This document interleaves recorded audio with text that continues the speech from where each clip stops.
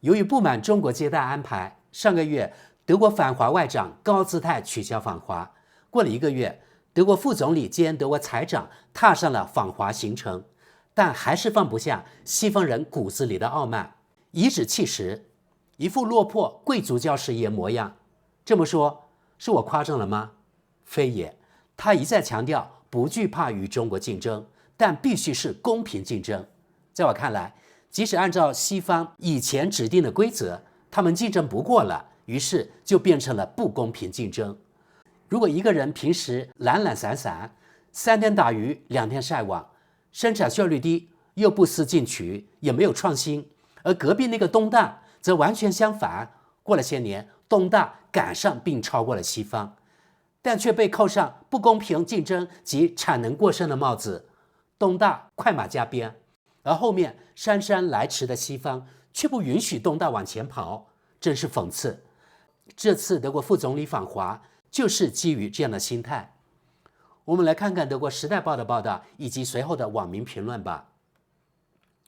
德國副總理兼財長克林貝爾在啟程前強調中德公平競爭。德國副總理在出訪前重申維護中德公平競爭關係及保障德國就業崗位的重要性。德國綠黨領袖布蘭特納則批評政府在處理對華關係方面缺乏系統性戰略。在啟程訪華之際，副總理兼財長克林貝爾回應了德國企業對公平競爭與市場准入的關切。他在柏林表示，獲得關鍵原材料的渠道以及解決鋼鐵和電動汽車等領域中國產能過剩的問題，對德國經濟和就業至關重要。他說，我們不回避競爭，但競爭必須公平。德國工業高度依賴來自中國的多種原材料，而近期北京方面曾因國際貿易爭端對稀土出口實施限制。我們尋求與中國展開對話，以在日益加劇的國際緊張局勢中共同應對緊迫挑戰。克林貝爾進一步表示，他計劃重點推動金融領域更緊密的合作，並爭取為德國企業改善市場准入條件。此外，中國在烏克蘭戰爭中的潛在作用也將成為會談議題。中國在結束這場戰爭中發揮着決定性作用，克林貝爾說。克林貝爾積極為德國企業爭取市場准入。社民黨主席兼副總理於周一參加中德金融對話，他表示，儘管國際緊張局勢日益加劇，但與中國的對話仍然重要。我們在聯邦政府內部以及在歐盟內部都保持着緊密協調。我們倡導基於規則的市場和全球經濟穩定。克林貝爾補充說，俄羅斯對烏克蘭的侵略戰爭也將成為會談議題。中國在結束戰爭方面可發揮重要作用。中國是俄羅斯的親密盟友。從聯邦政府的角度看，中國有能力對俄羅斯的領導層施加壓力。德國之士點評：德國太高看自己了。中國有什麼義務對俄羅斯施壓，來結束一場與中國根本無關的衝突？德國這麼高調要求中國，那德國拿什麼來交換？一副教師爺的臭模樣嗎？門都沒有。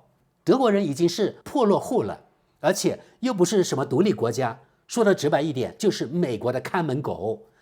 德國搞不清自己的位置，根本就沒有任何資格跟中國說這樣的話。是你德國有求於中國，而不是反過來。好，我們繼續。德國黑白執政聯盟首位訪華部長級官員克林貝爾將由來自銀行與保險業的高層管理人員陪同訪問。德國央行行長納格爾也預計於周一抵達北京參加金融對話。克林貝爾將與中國負責經濟與金融事務的副總理何立峰舉行會談，後者是中方最高級別對口官員。克林貝爾還計劃於周三前往中國經濟中心上海開展活動，隨後同日前往新加坡。據德方外交部表示，這兩座城市的主要議程均為與在華德國企業進行交流。德國外交部長瓦德普爾於10月臨時推遲了原定的訪華計劃。這位基民盟政治人物原本也打算與中國方面討論貿易問題，卻未能獲得高層級對話機會。因此，克林貝爾將成為首位訪華的德國政府代表。綠黨主席批評自相矛盾的信號。德國綠黨主席布蘭特納對此次訪華行程提出批評，他向德國媒體聯盟 RND 表示，德國政府向北京傳遞了一個完全自相矛盾的信號，當外交部長因缺乏真誠的對話意願而取消訪問，而德國財政部長卻按原計劃訪華，這在外交上顯得毫無規劃，混亂不堪。一個政府只有在信號一致時，才能在國際上保持可信度。他進一步指出，鑑於中國在俄羅斯侵略烏克蘭戰爭中的角色以及新的貿易限制，德國急需一項清晰且協調一致的對華戰略，經濟利益必須與外交和安全目標緊密結合。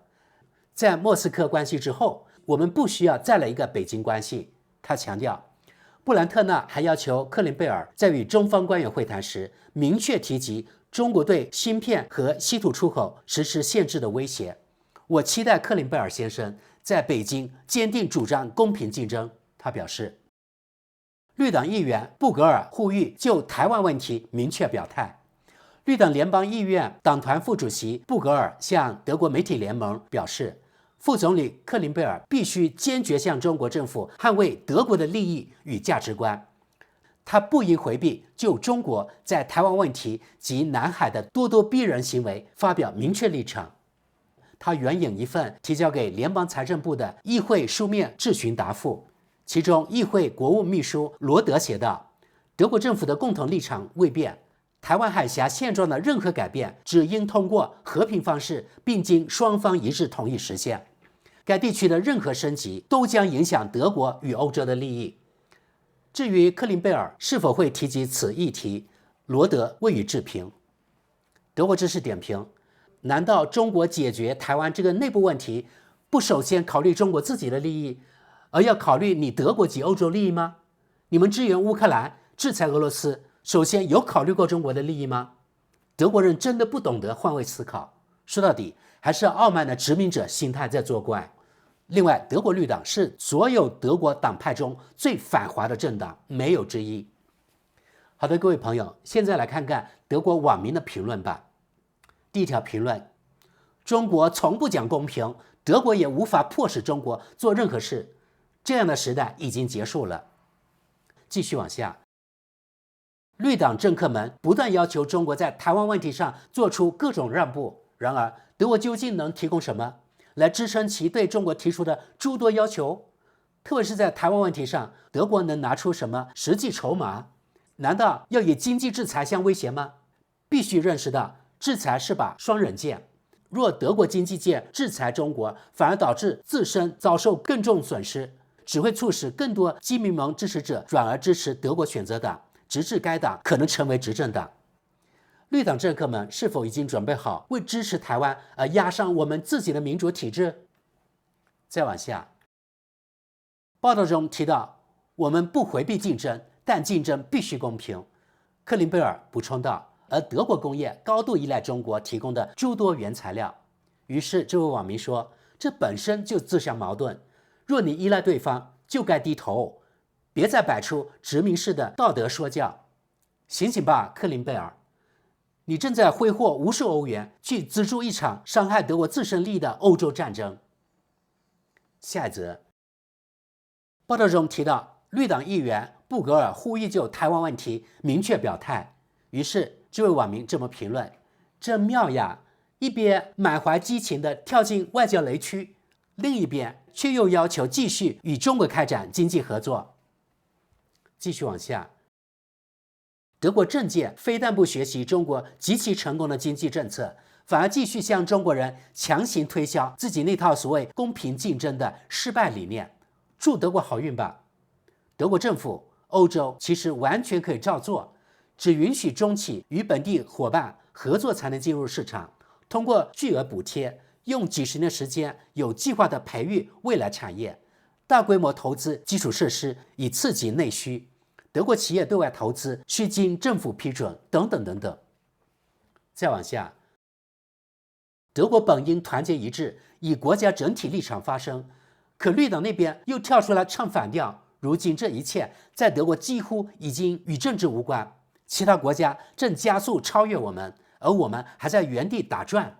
我實在聽夠了左翼和綠黨這些幼稚分子的胡言亂語，請推行一些能帶來明顯感受的進步的政策吧。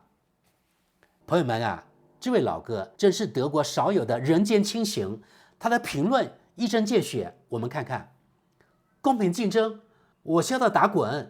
中國電信設備比美國的更危險，有證據嗎？哦，對，德國都聽命於美國中情局，他能要求德國對中國企業實施長期封鎖。誰監聽了默克爾的手機？啊，對，是美國。那中國要是也想監聽，是不是也該被允許呢？5G 是關鍵基礎設施嗎？那它到底關鍵在哪兒？哦，5G 等於4G 加刷短視頻。明白了，孩子刷不了 TikTok， 父母就要鬧到民主崩潰，所以必須禁。行，那就雙向禁止吧。中國也該有權把德國的5G 設備從網絡中踢出去。可德國的5G 設備是什麼？哦，是報廢風力渦輪機拆下來的天線桿。那確實，這玩意兒全球無敵。再說下薩克森，大眾和中國的事兒，哦，那只能在私人場合聊了。時代報少兒不宜，可惜了。說到底，中國通信設備商之所以被允許留在德國，直到舒爾茨政府上台前，不過是因為大众汽車從中國賺的錢被用來補貼下薩克森的選票，給社民黨拉票。我本不想當眾展示中國人對社民黨的嘲諷，可我也真想聽點別的。別總說一句進了中國就完事兒，至少讓我聽聽德國對關鍵基礎設施的戰略，別只是幼稚的禁止2字。下一則，德國是以乞討者的身份前往中國的，克林貝爾心知肚明，以貿易促變革是場天真而失敗的戰略。他單方面向中國輸送了關鍵技術，極大增強了中國的實力。